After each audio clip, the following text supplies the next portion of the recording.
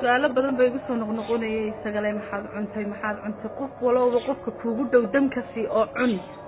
ya haddii aad rabto inaad naaxdo أنا مريا سجلي محاكو مركي أيام دو هذه الشيء شيء أبو قصل معي إقلنا واحد عظم تقانا واحد لقو أركيا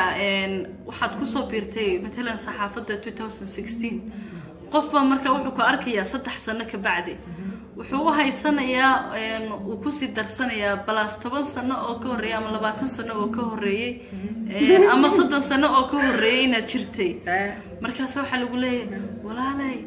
وتزيد أيراتي وذيراتي حاب عند هاي تسكت أيراتي مركاسا waxaan ku wadaada camudan cunay ciid cuna زين كوده marka dadkii oo ka aqoonin ba waxa iska ka oranayaan walaalow laga yaabaa ku soo biiray inuu aad isaga yara marka qoloftiisuna iska weyn ma haduu tulis 12 isaga in maalmid inaan baa igu soo diray one day bu Facebook-ga yaqaana maalin buu igu soo diray maanta way la soo hadlay wuxuu yiri taqana maanta waa soo go'ay Allah walaal Facebook-ga hadda arkay gabadha miya igla leedada ha walaal aniga ku yiri hay war soo dhow ku maanta ba sawir baa soo dhigay wuxuu yiri iglanay walaalay waa yarta noo sheegtid maxaa walaalay cuntaa markaasan ku yiri maxaa walaal markaasi walaal maxaa cuntaa walaal maxaa soodiga walaal si yaranay kuugu dhow damkasi oo cun يا هذا ربنا النحبة والله ما صرت له شيء محل عنتها والله محل عنتها هذا بقى واحد شرت كل قف كسدة ده وده شيء يحيلقه وشرو وحبلكم مشغول منه قف والبوتش جيس كم مقتابين لين إجلنا لكن هل طلعين شعلينا نسوي شديو ضد كاسيات هل سر بشرته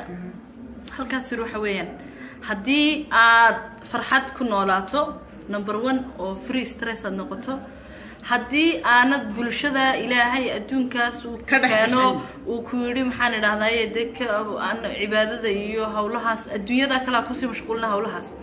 haddii aanad waa qodobka ugu muhiimsan haddii aanad qof bil aadana aanad xaman caayin ku mashquulin marka taa laga yimaado wax kale oo ka sii wada muhiimsan baa jira waxa jira shayga cafiska la yiraahdo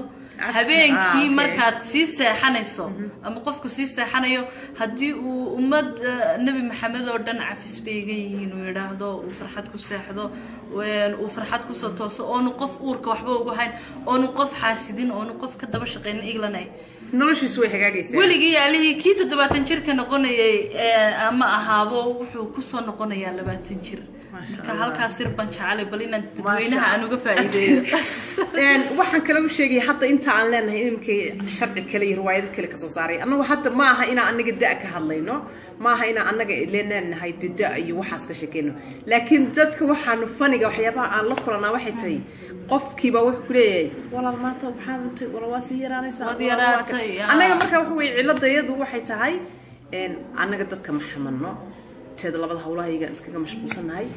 page-ka aanu iyo Facebook-yada iyaga markaan imika wax soo dhigno imika video-gan xataa waxaad arkaysaa intaas kun oo cay iyo ceeb aan lahayn dhakadana laga saarayo waxaas oo dhan waa u dul qaadanaa hadalka ma keenino dadku waa dadkeegii kiina caaye iyo kiina amaana iyo kii noo qosla iyo kii noo farxa iyo kii intaba anaga mar walba waxay nin durbaan turay ilaaq dalbay intaba raalli waxaan ka nahay qofkii aan markaas anaga kiina soo caaye iyo kiina amaani intaba anaga cafis bay naga dadkana ha ku mashquulina xanta iyo dhibaatada iyo ceebta waliba gabdhahana inaad iska daysaan haddaad maadaama ragtihiin oo markaad ceeb qof bil aadan uu leeyahay aad asturtaba ilaahay waxa asturaya 17 ceebood oo leedahay